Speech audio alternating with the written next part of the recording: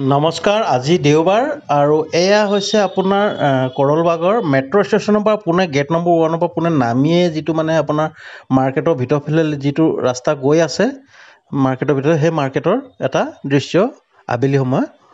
আৰু মানুহ খুব মানে একদম বজাৰ কৰাত লাগিছে। এতিয়া বিয়া চিয়া বতৰ কিবা তেনেকুৱা চলি আছে এতিয়া, একদম মানে পূৰা পাব্লিক। আৰু এইটো হৈছে কৰলবাগৰ দৃশ্য মেইন মাৰ্কেটৰ।